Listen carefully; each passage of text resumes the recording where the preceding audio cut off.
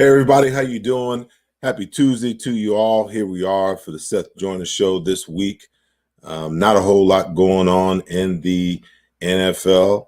I got a guest who's going to join me a little later on. Guy that most of you guys aren't familiar with, but I'm very familiar with. But he's going to come on, talk to me and talk to us about the J.J. Watt trade. And the Eagles news, everything's kind of slow. The only moves that the Eagles have really made thus far has been tenders to Boston Scott, tenders to Alex Singleton, and tenders to Greg Ward. So it looks like, those guys will be back with us in 2021, but we're going to keep an eye on everything that's going on. I mean, everything in the NFL has pretty much been pretty slow. I mean, you take into account last week on Tuesday, the Philadelphia Eagles actually, well, not the Philadelphia Eagles, but the NFL actually entered into, their franchise phase. And there's just not a whole lot going on. A whole lot of guys haven't been franchised as of yet. Not a whole lot of movement, but I would imagine a lot of that has to do with where we are as far as the salary cap is concerned. We're just in a holding pattern at this time. I think teams are trying to, decipher what they're going to do, what players they're going to cut, what players they can afford to keep. You're trying to anticipate what players from other rosters may come available to them, so on and so forth, trying to get their cap situation under control, because I believe by, I want to say either March the 14th or March the 17th, all teams have to be, under the cap. So there's a lot of teams out there that are trying to figure out, what their cap situation is going to look like. There's been a decrease of the cap. So you've got teams, that, they're already under the cap. And then you've got the cap basically sitting right there around 180 to 185 million for the 2021 season, the first time in cap history that it's actually gone in the other direction. So I would imagine, within the next week and a half to 2 weeks, we'll begin to start seeing some movement as far as, these teams are concerned. Everything from veterans that they have to move because of cap reasons, guys restructuring their contracts, even some players, and I've got some notes here to talk to you guys, a little later on as far as the Philadelphia Eagles are concerned, about guys that basically on the Philadelphia roster, you would look at and you would think, why would you ever extend these guys? But some of these guys that I'm going to bring up, some of the names I'm going to bring up, they've had injury issues and things of that nature. But if you feel like these guys have still got something left in the tank, then you might want to consider extending these guys a year or two to give you some cap relief at the moment. So we'll see how all of that works out. We'll talk about some guys in the Philadelphia Eagles that have already been released. A guy that there's a whole lot of contemplation about when he'll be released. I think everybody believes that he will.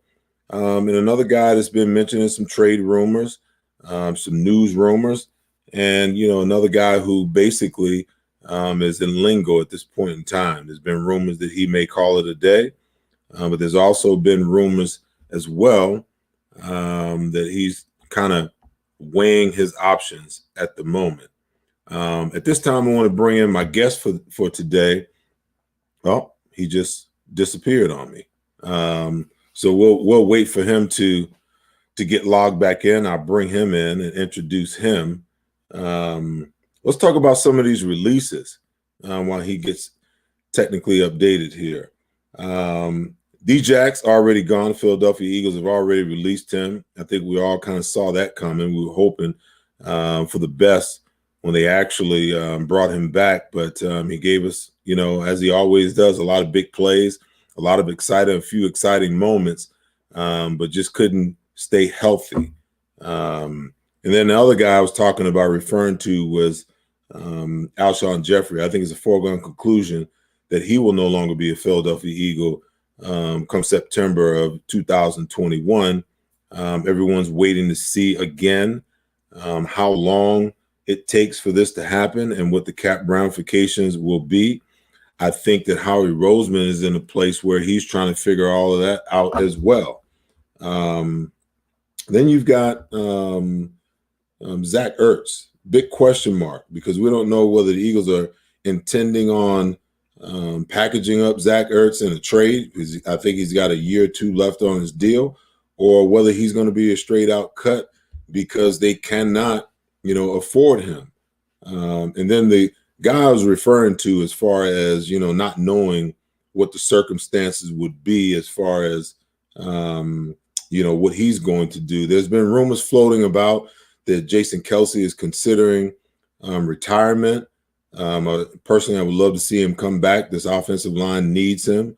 But I know what it's like, when it's time, it's time. No one knows, like a professional athlete, when his time is up and when to bow out and call it a career.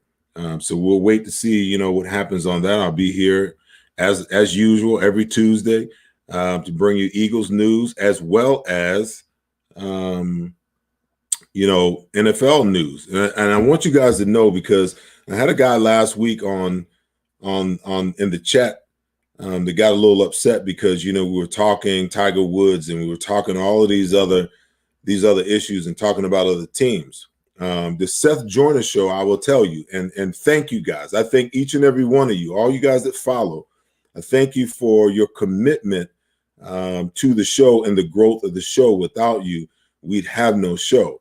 But this coming off season, leading into next year, we are going to expand the show. When I'm always going to talk your beloved and our beloved Eagles. But for the sake of the growth of the show, we must expand. And I'm going to expand and talk more about what's going on around the league. We'll start off each show talking 20 minutes or so about the Philadelphia Eagles, and then we will be addressing the going-ons around the NFL and what the big news is, and who the big movers and shakers are, and bringing that out. Hey, Bernie, listen, I loyal listener here, I appreciate it, man. I appreciate all you guys. But I think that you guys who understand knows that we've got to expand the show so I can bring you more information. I'm working on bringing you some video breakdowns that I can incorporate in the show and show you what's going on, bring you into the plays and break down what's going on, what's happening from an educational standpoint. I just want to give you guys, I want the Seth Joyner show to be the most informative show that you watch on a weekly basis. So growth is a good thing. So I'd be glad, that you guys will understand and hang in there with me. At this time, I want to bring in my guest for today. Most of you guys don't know him. He's a very good friend of mine. He was a reporter here for the Arizona Cardinals when I left Philadelphia and came here.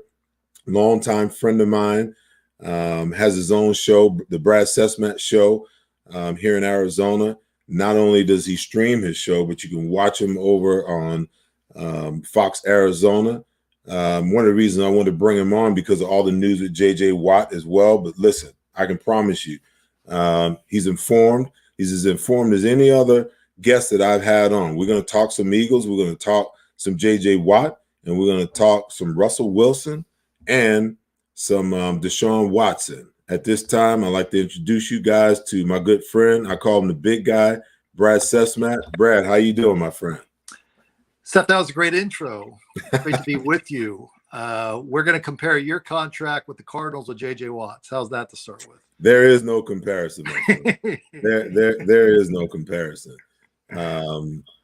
But before we get to JJ, I wanted to chat with you a little bit about our Philadelphia Eagles and where we're headed and what's going on. I want to make sure that I keep my Eagles followers happy. Yeah. There's still a lot of questions floating around about Nick Sirianni, the new head coach of the Philadelphia Eagles. But this week, Frank Reich came out. He was Frank Reich's offensive coordinator last year. Sure. He came out and he basically said he calls him one of the best offensive minds in the NFL. He says there's very few people in this business who I think as highly of as Nick Sirianni. Now, that's your guy. You're always going to promote your guy. Absolutely. The best ever. You're never going to say, it's like NFL draft night. You're not going to hear, well, that guy can't really play, but now you're never going to hear in free agency, well, there are 5 teams he really wanted, but he settled on us. You're always gonna, for your fan base, and you know this, and this is why I love what you do, and I've always respected you. There is no BS factor, okay? There is no BS factor. There's a lot of BS in professional football in this day and age when it comes to working over fans and trying to get the base excited. They call it winning the press conference, right? So, of course, they're going to say that this is the greatest thing ever. And, of course, they're going to say, I can't believe in him, because on draft night, the 5th-round tight end that they take can't play dead, but they're not going to say that.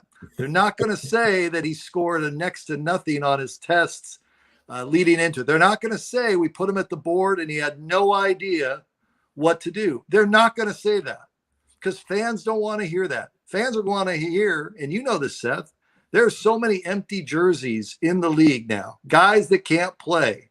But because we keep adding games on and we love football, you may think I'm bashing football. No, I'm bashing the business side of it, because there's so much PR that's put out there about this guy's the greatest and that guy's the greatest, and we couldn't believe he was here, versus, okay, when was the last time you were in the playoffs?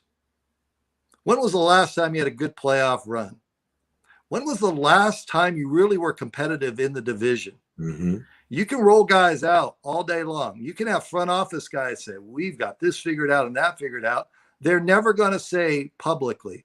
Behind the scenes, I'll just use the Cardinals as an example.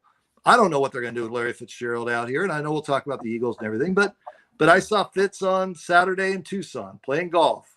Had a chance to talk with Marcus Allen, had a chance to talk to Richard Dent. And I'll tell you, you have a better golf swing than both of them, Seth. You don't have as good a golf swing as Fitz, all right? Richard Dent can sack quarterbacks, but he cannot swing a 3-wood to save his life, all right? So all this to say is those players, they're Hall of Famers or Hall of Famers to be.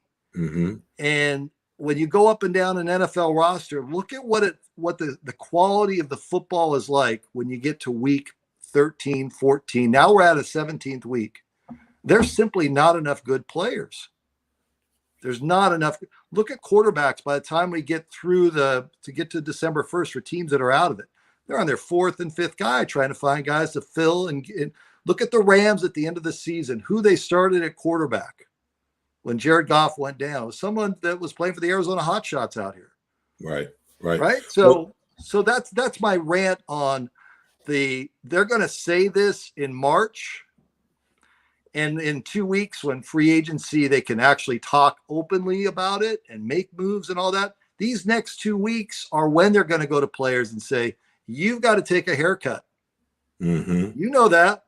Yep. You know that. They're going to come to you, or they're going to come to your agent, and they're going to say, we need a couple million over here. We need a couple million over there. We need to go pursue this position and that position. That's what's going on here on March 1st and March 2nd.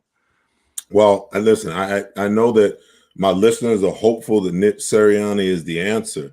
The second most important guy in this equation is now one Jalen Hurts, formerly of Alabama and Oklahoma. The Eagles make the decision to move on from Carson Wentz. They trade him to Frank Reich in Indianapolis. And, give me your thoughts on the trade, all that they gave up to get Carson, and 4 years later, they give him a $128 million extension. Yep. And then 1 year after the extension, they make the trade. Everything falls apart. They make the trade. And now, Nick Sirianni and I forget the offensive coordinator's first name. His last name is Steichen. He was in L.A. with the Chargers last year. They're tasked with turning Jalen Hurts into a franchise quarterback. Okay. I'll just turn that around real simple. Look at what went on in Arizona with Josh Rosen. Yeah. Right? Yeah. So now Josh Rosen, top 10 quarterback. Oh my gosh, we got Josh Rosen out here in Arizona. Couldn't play dead. Move him on to Miami. Couldn't work out there. Now he's in San Francisco. Where's he going to end up? And I felt bad for Josh. You know, when I say couldn't play dead, it was just here in Arizona, he had nothing around him.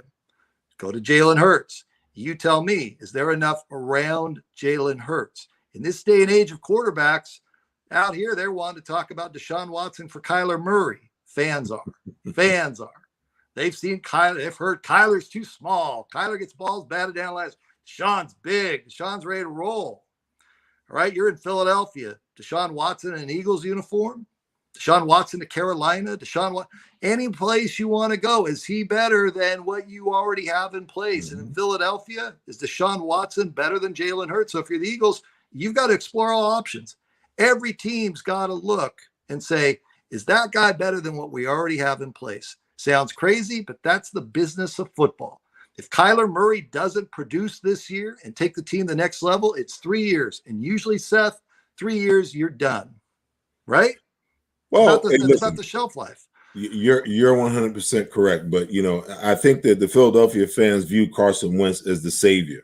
I think that, you know, things became untenable for him in Philadelphia.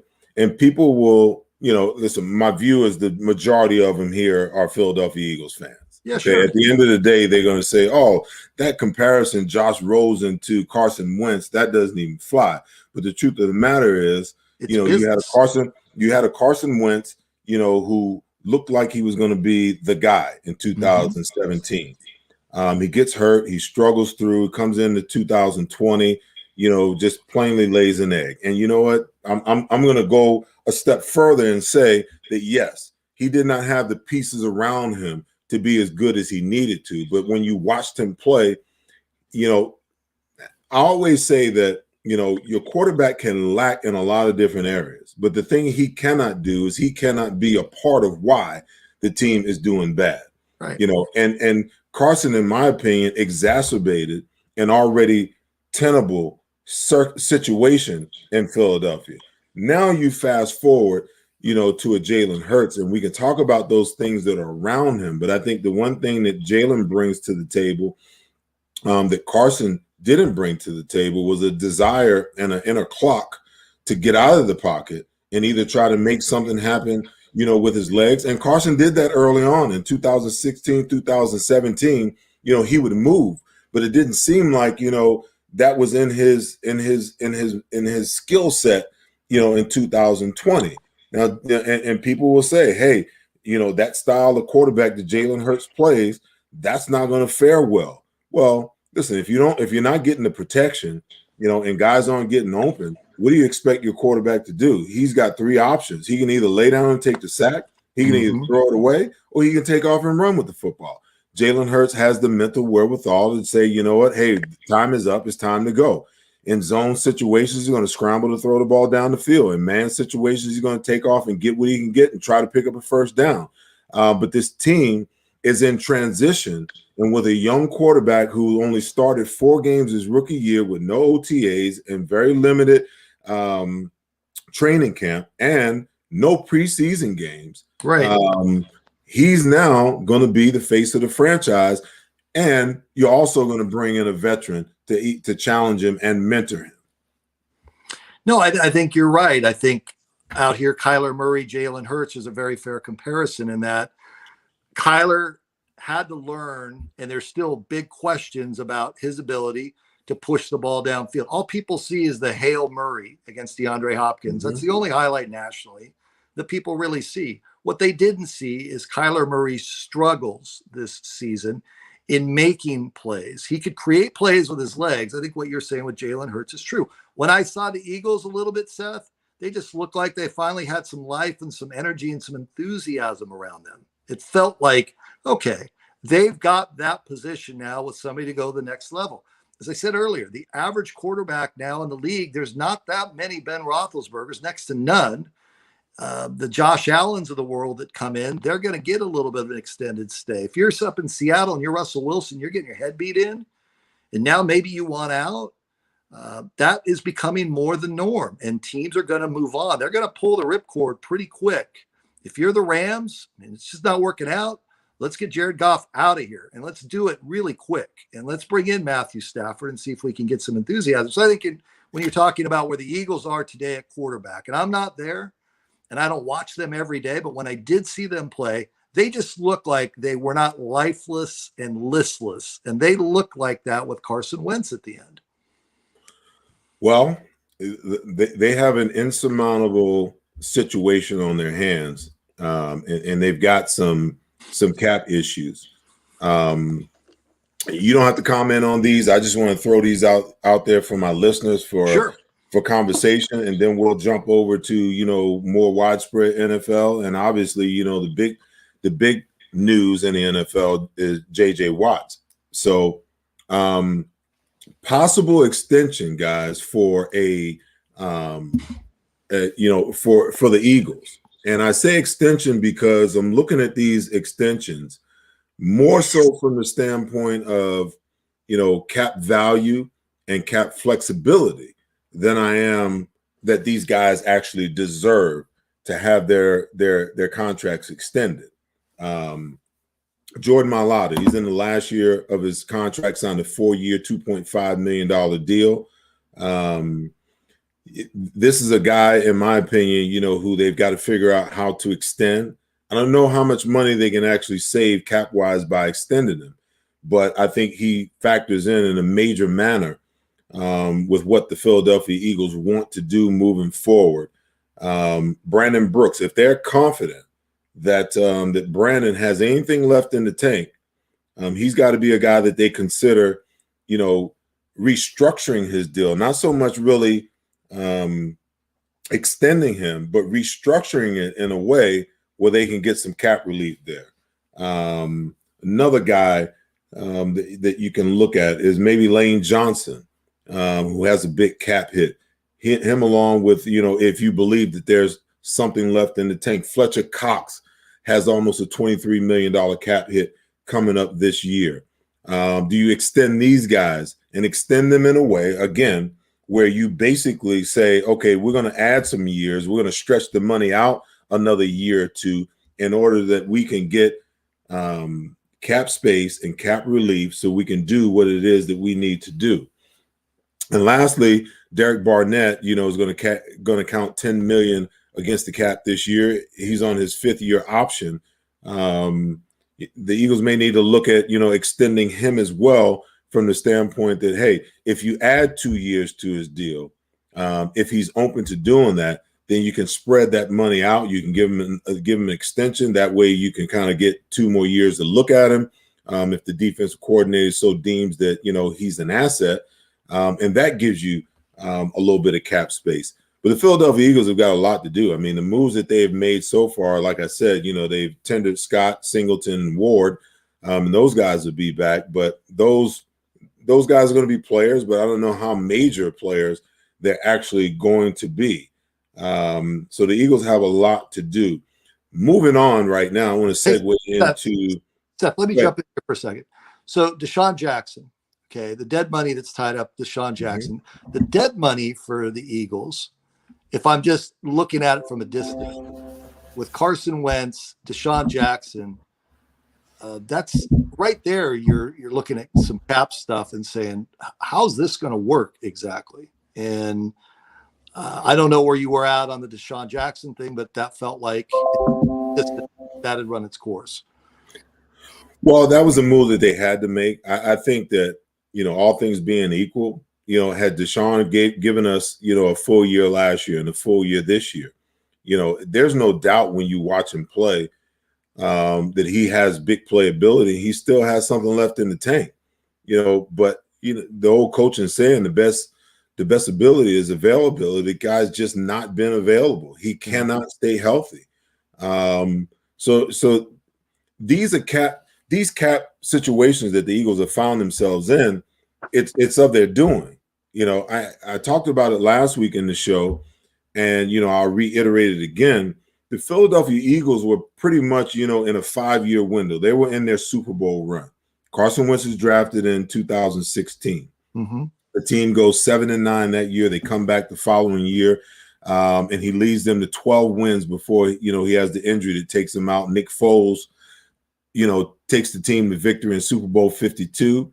They come back the following year. They still got, Carson under his rookie deal, and they're in the Super Bowl winning window. Listen, the GM said so, the owner said so, and the head coach at the time pretty much said, hey, get ready. This is the new normal.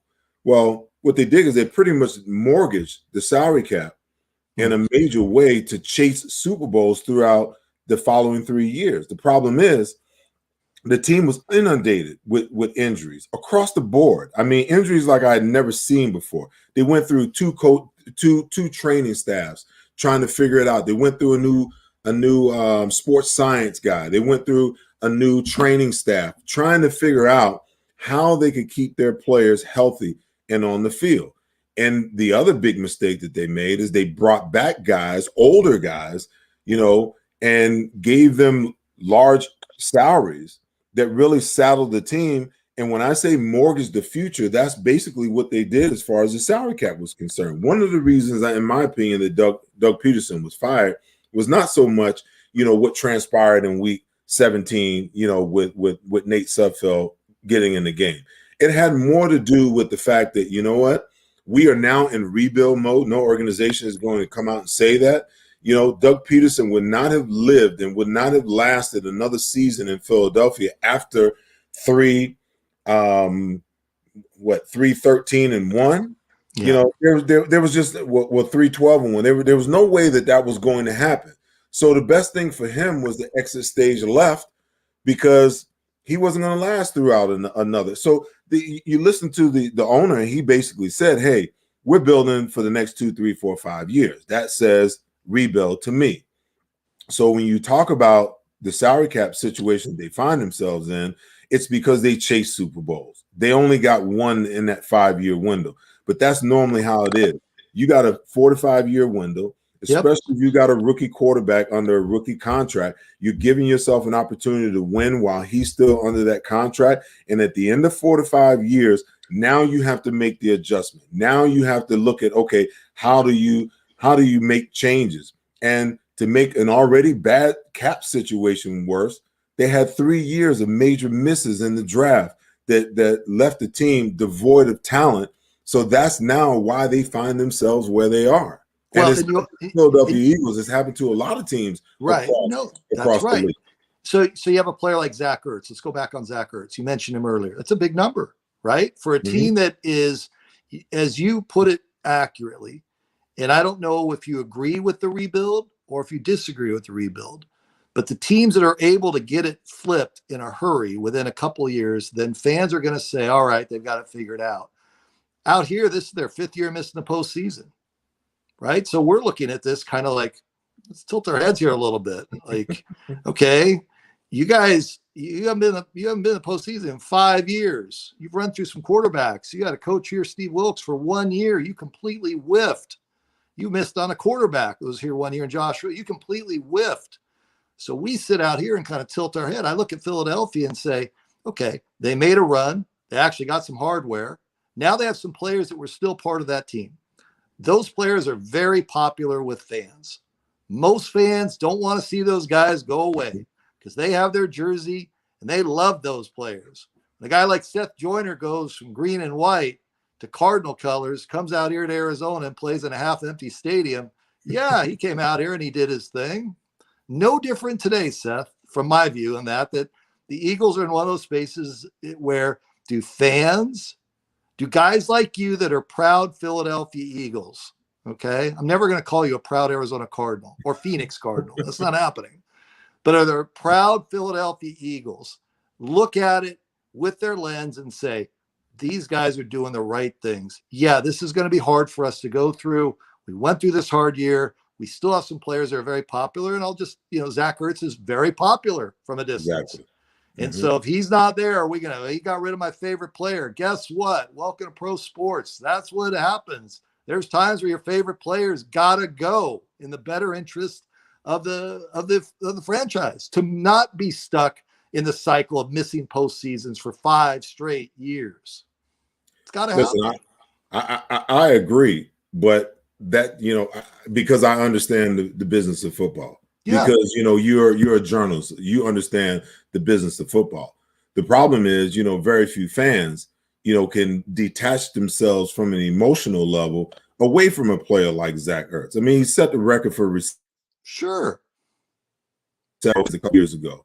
He's been an integral part, caught the game-winning touchdown, in the Super Bowl. I get it, but you fast forward to 2020. Not only did Carson Wentz have a horrible year, but I've just read today that Zach Ertz, had the most underperforming year by a tight end in the entire NFL last year. So he didn't do himself any favors, with his lackluster performance. But now you find yourself in a situation where you've got a tight end, who is a fan favorite, who Very much so. who had an off year, a Yep. more than off year, that's now in a situation where the team is in rebuild mode, and he has a huge cap number that the team more than likely, wants to get rid of. And there are going to be some fans that believe that, hey, it's time to move on. But there are going to be some fans that are going to be like, I can't believe you're getting rid of this guy. I can't believe he's iconic. They think that this guy should play tight end until he's 50 years old. Right. But the business of football just won't allow you to do that. You have to. And listen, I agree with where they are. I agree wholeheartedly, because there's no way that they could stand pat, with where they were last year and think that they can roll into 2021 and think that the situation was going to be any better. You have watched the decline in aged players, guys that you signed to, big money contracts, and they play 2 or 3 games and then you don't see them for the rest of the year. They've got to get younger. They've gotten younger as coaches. The head coach is 39. The defensive coordinator is 37. The offensive coordinator is 35. So, you got to get younger as a team. And like you said, it's going to be painful. It's going to be painful next year. It may even be painful in 2022, but this is what needs to be done in order for the team to get back to competitiveness, even in my opinion, the weakest division in all of pro football, the NFC East. Well, there's that. And then if you're going to tear it down. Don't sit there, because you've been around owners. I've been around owners that have sat on players. It doesn't matter what sport. And then their meetings, we can't get rid of this guy because we'll lose the lower bowl of season ticket holders because he's so popular. That's happened. You cannot do that. Because the players out there, and you're selling lots of jerseys and you're making lots of money, and your guy's showing up on highlight shows, but he can't play dead. Instead of being a player that is performing well, he's performing like a 50-year-old. You cannot do that. And I see it happen in the NFL. I see it happen in all sports, where owners just try to keep the business going and keep fans on that string of, well, we're not going to be very good, but we still have so-and-so. And maybe Zach Ertz is one of those guys. I don't know, but I look at that number and say, really? If you're going to tear the thing down, then tear the thing all the way down, but be competent enough. You already have the quarterback. If you believe you have the quarterback in Jalen Hurts, if you believe that, then you already have the biggest piece that's out there. Get that taken care of. Okay, free agency starts here in a couple weeks. What can you do? How much dead money do you have? Who are you going to get rid of and blow out in the next 2 weeks, or just say, you know what, guys, it's not going to work? Who's going to take the haircut? And then the draft comes up and you're able to make some moves and be aggressive. Go make the big play. Go do what Detroit did. Okay? Go say, you know what, we're moving on from Matthew Stafford. And Jared Goff's not the answer, in my humble opinion, but you got to have somebody there. There's going to be other places on that team you got to build up. In the Eagles' case, popularity contests don't do you anything but get coaches fired. In most cases, GMs fired. But popularity contests keep owners happy because they're selling merchandise and they're getting TV ratings. Well, and I tell you, the popularity contest, in essence, is really what has gotten this organization to where they are. I agree, a fresh start, and then at the other end of the spectrum too, with all the rumors that have come out about Carson Wentz and all the things that have come out about the locker room. I think that sometimes you can have enough leadership, from your veterans in your locker room to tamp some of that down. And you saw guys like, Jason Kelsey and Fletcher Cox tried to do that at the end of the year as far as Carson Wentz was concerned when, a lot of things were swirling around. But you now have an opportunity to rebuild and restructure your football team in a different way. Because if you want to find out whether Jalen Hurts is the guy, okay, you bring in competition, a veteran competitor, and you allow him to compete. If he wins the job, then you know that that's your guy. So then if that's your guy, then you have to build in a myriad of different ways around him.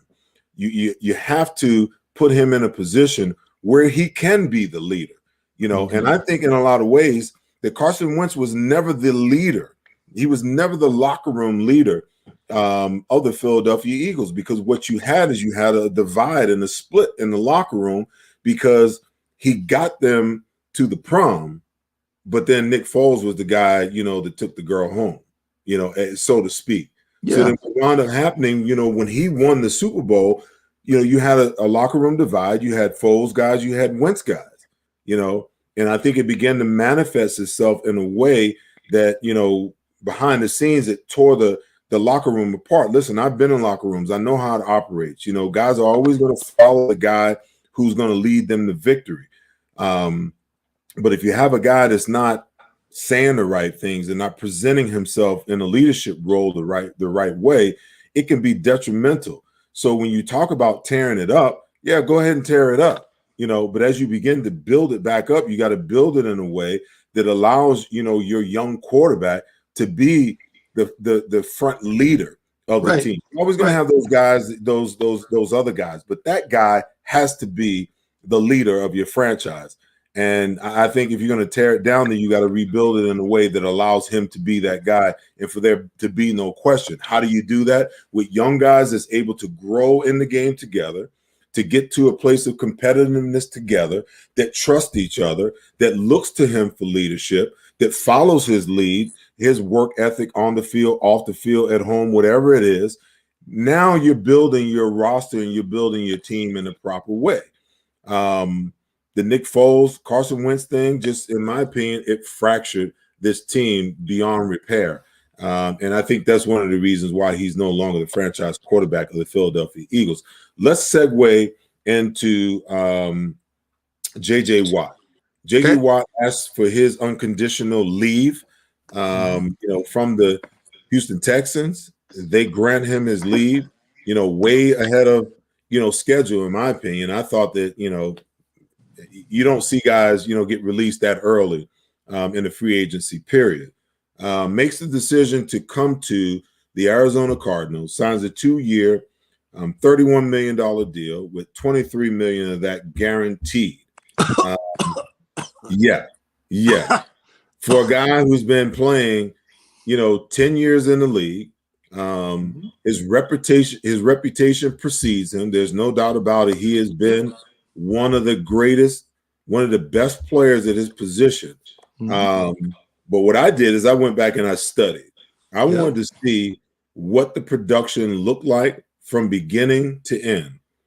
And the problem that I have is, and the question I'll ask you, how much gas do you think that J.J. Watt has in his tank?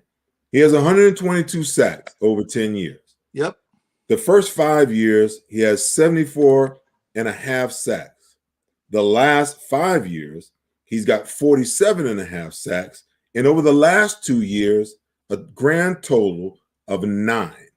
And they just signed him to a $31 million deal. And the way that deal is structured, he is going to receive every stinking penny of it. So look at the number of games that he's missed in the last 5 years. And you will see that he has had some productive seasons. This isn't bash J.J. Watt. If anything, God bless J.J. Watt for getting $23 million. God bless him. And the way the Cardinals went about it, DeAndre Hopkins started it on his social media. And then there were people around the valley that the Cardinals reached out to in the business world that were peppering J.J. Watt with pictures of golf at sunset at Torreon up at, this, Seth, there's some beautiful golf courses here. And they were sending those pictures to him in January, February. True North, $400 a person, February. There's 93 golf courses here in Maricopa County in Phoenix, 93 of them. So it's not just golf. I mean, J.J. Watt from a community service side of things, what he has done in Houston is amazing. Mm-hmm. And it's awesome that he's done so much in the community to help people out. When it comes to productivity, I look at it and I say, you know, I could see J.J. Watt out there having a productive season for the Arizona Cardinals. But I could also very easily say 3 games, injured, done for the season. I can see it both ways. I'm not going to sit here and say, what a horrible move by the Arizona Cardinals. Because to your point, how much gas is left in the tank is clearly the question. Now, are the Arizona Cardinals a favorite to win the Super Bowl? Not a chance. They haven't been to the postseason in 5 years. Okay. So all of a sudden, is the switch going to get flipped? And oh, by the way, they're in the toughest division, in my opinion, in professional football. Top to bottom, look at what's going on in the NFC West. And yeah, I don't know what's going to happen with Russell Wilson. I think Russell Wilson has every opportunity and chance to, in the offseason, to say he's not happy and express his displeasure. And maybe they turn things upside down. Maybe Pete Carroll has too much control. Maybe John Lynch isn't going to find the quarterback to replace Jimmy Garoppolo with Shanahan, but I believe that he will because Johnny's really smart and Shanahan's really good.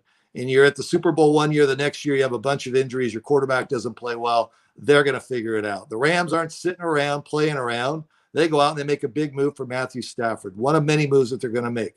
So down here in Arizona, they can sit tight.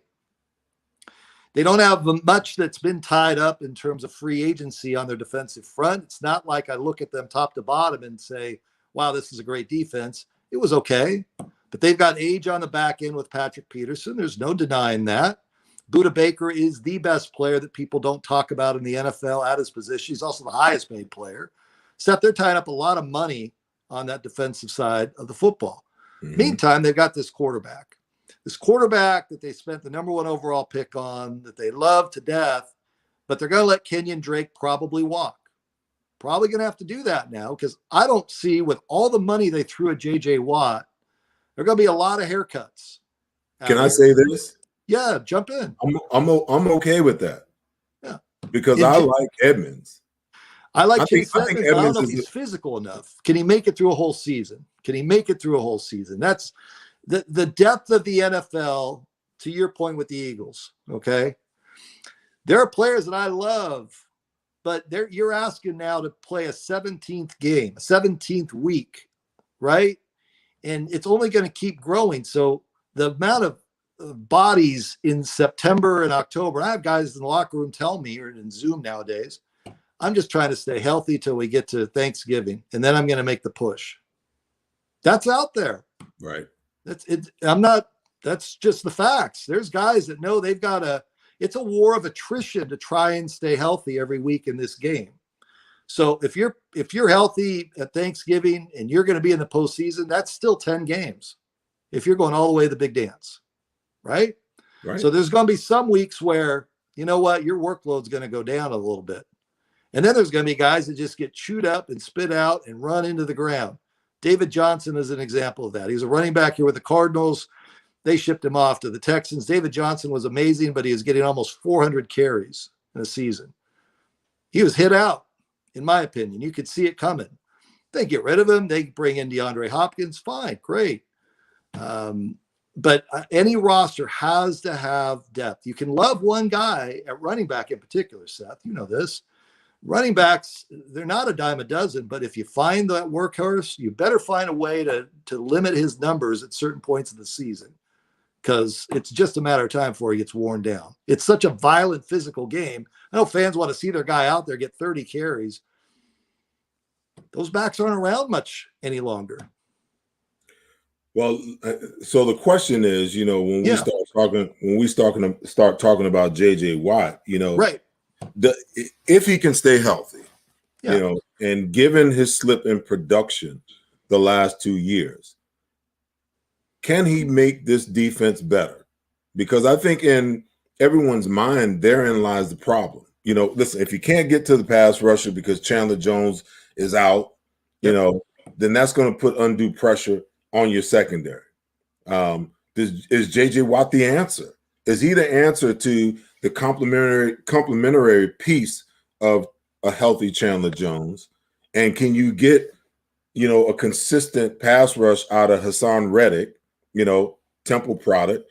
Can you get that out of him? Can you create that formidable line that gives you the pass rush?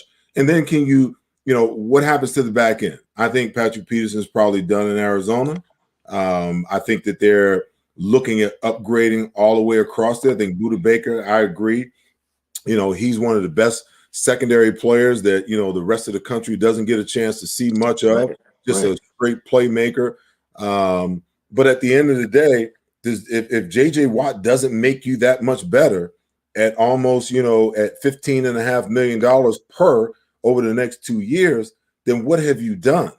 What have you done? Because that move right there puts them in a situation. And the Cardinals aren't a team, especially in the free agent market, that really makes a move like this unless they brought the guy in, the guy has outperformed his contract, and then they reward. But to make this kind of move for a guy who's had 9 sacks in the last 2 seasons, I think everyone's asking the question, and then everyone's asking JJ's motives, at the end of the day. And listen, I don't begrudge anybody making their money, but when he left the Texans, his deal was, hey, I want to be with a team who can make a Super Bowl run. The Cardinals clearly aren't set. They're not ready to make that run. They may not be ready for another year. Well, so you threw a lot there to unpack. So Hassan Reddick, free agent. Okay. How are you going to afford him? And they're going to say, his side is going to say, well, man, he had all these sacks. He had 4 of them in one game against the Giants. So let's just slow the roll about it was production throughout the season. He played well. I'm not bagging on him, but don't throw stats at me and just say, well, this is what the numbers showed. Was the production there from start to finish? I would say it was.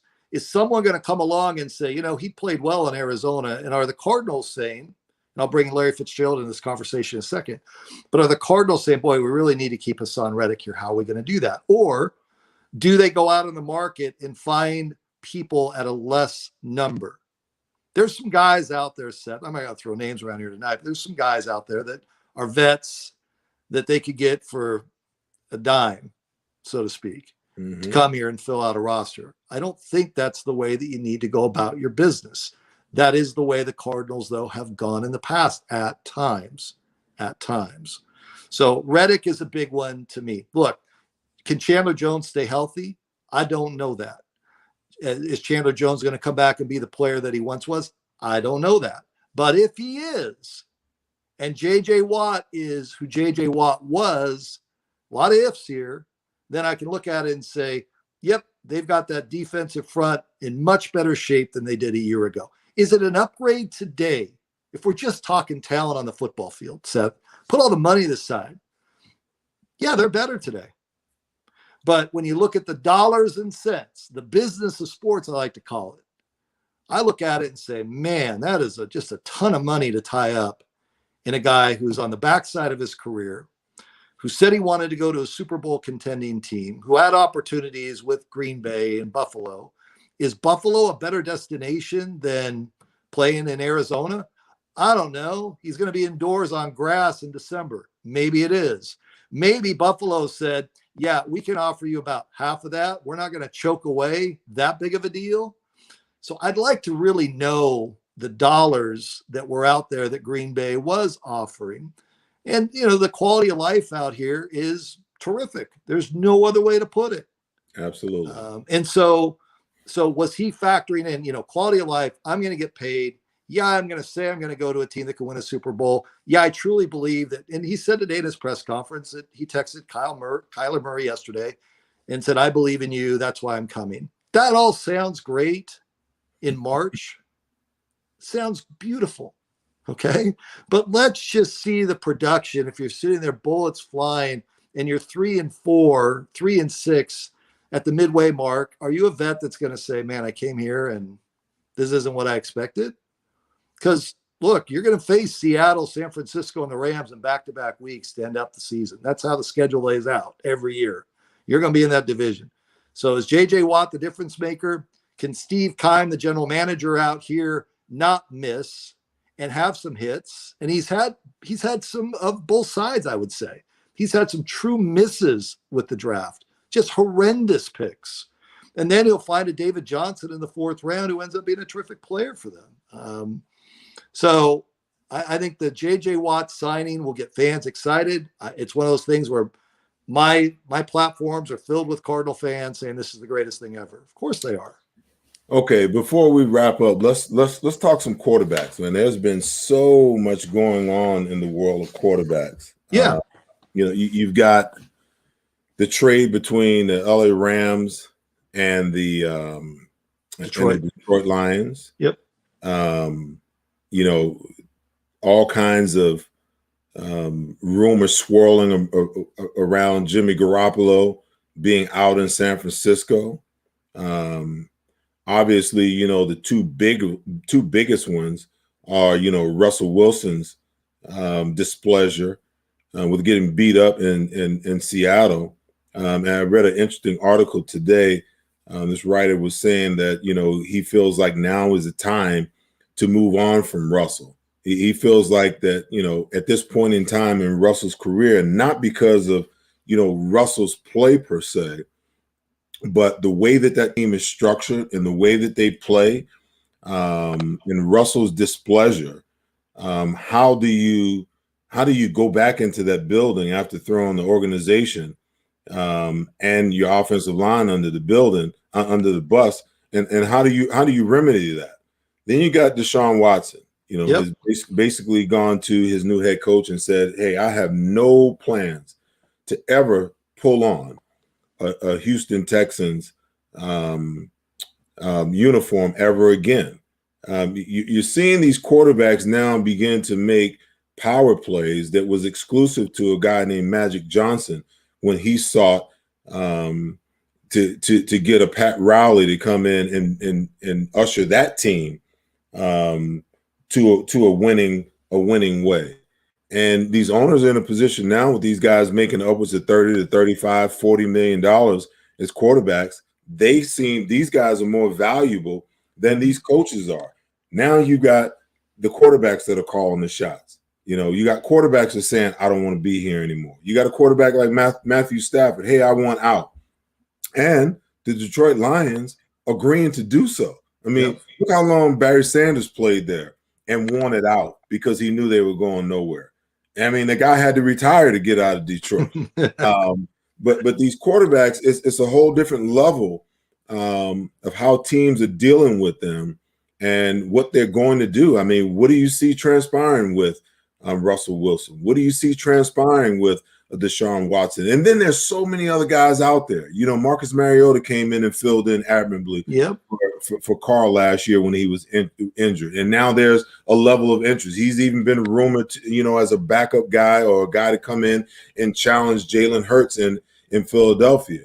You got Ryan Fitzpatrick that's probably on the move. You've got I think I saw today, I forget where it was, but Teddy Bridgewater, there's inquiries going on about where he's going to be and what he could do. There's so much going on in the world of quarterback right now. I just want to get your take on it before we wrap here. Well, it goes back to the business side of sports. And I know fans, you just want to talk about X's and O's and on the field, but these owners are saying, how many jerseys are we going to sell? What type of TV ratings are we going to get? The business side is driving the market more than ever. So if you're the Minnesota Vikings and Kirk Cousins is your guy and you're like, I don't really see much enthusiasm going on here with Kirk Cousins, or you're the Carolina Panthers and you're saying, Teddy Bridgewater was here and it was okay. Or you're the New York Jets and it's Sam Darnold, and you just go down the list of quarterbacks, Seth, in the National Football League. A guy like Josh McCown. Okay, I love Josh. You love Josh. Fans love Josh. A guy like Ryan Fitzpatrick, if you can play, if you just want to go ball out, if you want to be a good teammate, if you're going to be there and just stand over to the side and not worry about the business side of sports. I've had a couple coaches that said, Brad, in this day and age, in some NFL locker rooms, there's 53 guys. And it's really just 53 guys on 53 different islands. It's 53 different corporations. And now we're trying to bring those 53 guys together as one. So the business, Seth, is more than ever. And it's societal. I mean, it's a bigger, deeper conversation than what we want to have here, I think. But if you just look at who's available, like in Denver, is Denver really set at where they are at quarterback? The answer has got to be no. Mm-hmm. In Indianapolis last year, they were trying to find the replacement for Andrew Luck. So they went and got Phillip Rivers. Made perfect sense. Phillip comes in, does a nice job. He moves on. Frank's there. Go get Carson. I can rehab him. He'll be fine. Tua's already in a space in Miami where did they make a mistake? Did they not make a mistake? Atlanta, Matt Ryan's been there. Matty Ice is great. Atlanta's going nowhere fast. So, Dallas can't make the postseason to save their lives. How much money are we going to tie up once again in Dak Prescott? Or Russell Wilson said, well, I'd play in Dallas. That'd be one of my 4 teams. Jerry Jones sitting over there saying, well, I love Dak, but wait, Russell, I think I want to dance with you instead. The Raiders are out there doing their thing, trying to find the right quarterback. How many places actually are stable at quarterback? Is New England stable? The answer is not a chance. So trying to find that guy. And every year, how many quarterbacks the Browns go through before they got Baker Mayfield? It was just a rotating door. Hello, my name is tag is put on the guy. I'm your new quarterback. How many quarterbacks did Buffalo go through until they found Josh Allen? Your example of Tennessee, I think, is a very good one. And so does Russell Wilson, do they kiss and make up? It was all a misunderstanding. Or we've talked, we have an understanding, we're working through it. Is it all the PR or is it behind the scenes? You remember that TV show Ballers? It was on HBO. Mm-hmm. It was so real. It was so real. The agents are saying this and the players are getting ticked off. And that is real life. It's not fantasy land of, we're going to go draft Pat Mahomes. Everything's going to be great. No, they had to take a chance on a kid at Texas Tech and things worked out, obviously, in a big way. Find that guy. If the Eagles are sitting here at 2-5, your post-game show that you do, and here this week on your show that you do, if they're 2-5, you're going to get some people saying we need to draft a quarterback. And it's going to be October, and you're like, hang on now. He's only been here a short period of time. Right. But the patience of fans with quarterbacks, more so than any other position. And I think like in Russell Wilson's case, he's put these 4 teams out. He has some ties to the Bears from what I've heard, some players that are working hard to get into the Bears. Would he be an upgrade at the Bears? Absolutely. Would he be an upgrade at Dallas? Absolutely. Would he be an upgrade with the Raiders? Not a question about it. Of course he would be. Anywhere Russell Wilson goes is an upgrade. But some of these other guys are interchangeable parts. Let's just say, Seth, that the veteran quarterback comes into the Eagles and Jalen Hurts is saying, wait a second. I'm looking over my shoulder here. Rather than, you're our guy. This is who we're bringing in, and this is how it's going to work. There's no game plan. Brad, I think Jalen is the exception. I think he's the guy. I don't think, everything that this kid has gotten, he's had to work for. Yeah. He goes to Oklahoma, leads the team to a national championship, comes back. They're in the midst of another championship, and he's just not getting it done. They insert Tua. Tua throws, takes them to victory. They come back his junior year, and they come back and they compete. Tua clearly beats him out. Okay. He spends that year, another year in Alabama. He doesn't enter the portal. He stays there. And then his senior year, he was like, okay, this guy's entrenched. There's nothing that I can do. I'm going to go to Oklahoma and try to up my draft value. He goes there. Lincoln Riley turns him into a prolific passer. He has a heck of a year, senior year, and now it's on. So all the adversity that he's been through, I think that has set him up for a time such as this. And I also believe that, whoever they bring in, whatever competition that is created so that you can get the best guy, I think that Jalen Hurts is a guy that welcomes it. Obviously, Carson Wentz wasn't a guy that welcomed it. And most of these quarterbacks in the league now, they want to be able to control the narrative. They want to say, oh, it's my team. Oh, I don't want to look over my back. Why are you looking over your shoulder anyway? You should be looking straight forward. If you were looking straight forward, you wouldn't have to worry about what the heck is behind you. And then lastly, you know, I'm looking at all these other quarterbacks around the league, and the one thing you're starting to see is that the guys today, they want input. Russell Wilson, Deshaun Watson, they want to be able to have some input as to, you know, what free agents you're going to go after, what draft picks you're going to bring in, so on and so forth. You know, and talk about how that's actually changing the game. Because back in my day, the only thing I was concerned with was playing. I wasn't concerned with who was going to be drafted or what you know, what free agents were going to be brought in to help improve the team. You know, Buddy wasn't calling me and asking me for my opinion. But Deshaun Watson's ticked off because he wasn't conferred with as far as who the GM was going to be and who the head coaching hire was going to be. Russell, you know, not only is he upset because he's been getting beat up, and I agree with it wholeheartedly. He has been getting beat up. Yeah, his offensive line. Listen, Russell Wilson came into the league in 2012, I think it is. Between 2010 and 2020, Russell Wilson has been sacked 494 times, more than any other quarterback, during that 10-year span. So he has a legitimate beef, if you will. But in my day, you didn't openly say it the way that he says it. You don't openly complain about it the way that he's complaining about it. Well, and you know, during the season, Seth, you know, I see the Seahawks twice because, of course, they're in the same division. And every time the Cardinals are playing the Seahawks, I'm seeing Russell just get banged on, beat on, and I'm seeing a rotation at running back coming through. Like they just can't seem to get the right group together. So who's taking the hits? Russell is. They bring in DK Metcalf. They've got talent, right, at their skill positions. They don't have enough depth. And then on the offensive line, it's like this rotation of missed opportunities, missed players and drafts that Russell had no other option in the offseason. In the offseason, negotiating through the media, you know, this happens a lot. And so was it Russell Wilson who stepped to a podium? Heck no.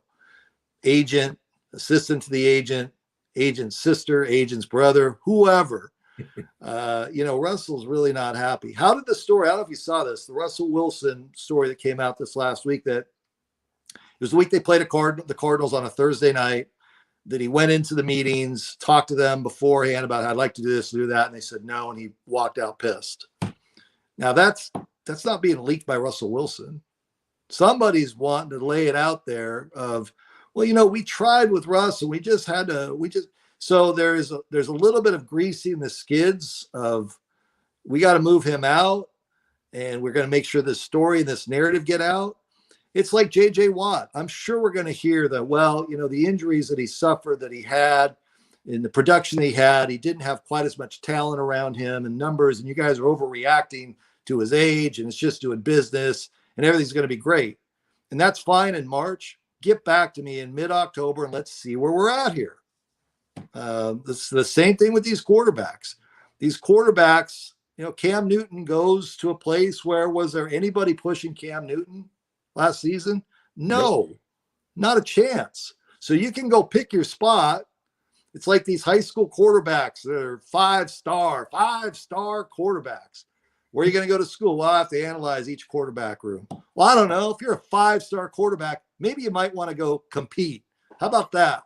How about saying, well, I'm going to go to the place where I can play right away. So it's a societal deal. It's a societal deal where you can go look in high school to college to pro, and say, I'm going to go here because I have the best chance of playing, or I'm going to get paid the most. Not, I want to go there because I want to win a championship. And that's why this debate about J.J. Watt's out there, because he could have gone to Green Bay, which easily is a better situation to win a championship than it is in Arizona. It just is. And I'm out here in Arizona. If anything, I should be honking the horn saying, it's great out here. We got J.J. Watt. We're going to talk about it all year long. This is awesome. No, You got cap money tied up. Prove it. Get out of playoff jail. You haven't been there in 5 years. So don't try to win PR on March 2nd. PR in your way is not going to win you titles. Not going to get you past Seahawks, the Rams, and the 49ers. That's how I look at it. Interesting perspective, my friend. I think we'll end it right there. You and I could go 2 hours. You know how we do. Yeah, I know how we do. How we do. We do what we do. I appreciate your time, my friend. I tell my guests every week, our most important commodity, our most valuable commodity is our time. I thank you for spending the last hour and 5 minutes with me talking some football. I hope my viewers, I know they enjoyed you because I'm looking at, the comments over here in the comment section. Get him out of here. He's an Arizona Hawk. Hey, again, I had one guy just horrible. I had one guy last week that was, was bitching and complaining about, I thought this was an Eagles show. It's a football show, It's a football show. It's the Seth Joyner show. Seth Joyner knows football inside and out. The Eagles will always be, at the front end of this show. That was the genesis of it, But like I said, we've got to see what's going on around the league, because the rest of the league affects, some of the things that goes on with the Eagles. And, hey, I want to broaden my spectrum. If you want me to come on and wear a cowboy hat and just piss off every one of your viewers, listen, the one thing that you'll never see right here on this show is anything to do with the Cowboys. Now we'll talk about them because they're in the division, but you won't see a Cowboy player, you won't see a Cowboy front office person, and you won't see a Cowboy reporter here on this show unless they're a former Cowboy. What I love about Cowboy people is, we're the Cowboys. Yep, we got it all figured out. Yep, we're the Cowboys. It's like, guys, you haven't won jack in years. You didn't even sniff the Super Bowl. What are you talking about? You got it all figured out. Well, let's just keep our fingers crossed. They keep having it figured out that, they don't figure out a way to figure it out because Jerry's doing a knockdown job right now. He's doing great. He's awesome. You should put him on your show and say, man, I just want to thank you as an Eagle fan doing this show on the Eagles. Keep doing what you're doing. You are beautiful. But no, Seth, I love coming on. I love the passion of Eagle fans in all seriousness. So anytime you want me to come on and rap with you, I'm happy to do so. You're doing great. I'm proud of you. Proud of you, man. Thank you so much, man. I appreciate it. Well, guys, that's the show for today. Thank you for joining the Seth Joyner Show. I want to thank my guests who just clicked out, Brad Sesmat. Remember, I'm here every Tuesday. Remember to follow me over on Twitter at Seth Joyner, on Instagram, the Seth Joyner Show. Please, please, please go over to YouTube. I saw I had a lot of YouTube viewers today. Go over to YouTube and follow the Seth Joyner Show or Seth Joyner Show on YouTube. And as always, I'm over on Facebook, Seth Joyner and the Seth Joyner Show. That's our show for today. Hopefully there's a little more Eagles news next week, that we can jump into and chew on. I got a feeling that there probably will be, because I think we're going to start seeing some cuts, some movement, some salary cap adjustments. But hey, we'll be right here next week chatting it up once again. As always, be good to each other and take care of each other. But most importantly, love each other. I'll see you guys right here next week on the Seth Joyner Show. Thanks for tuning in. Peace.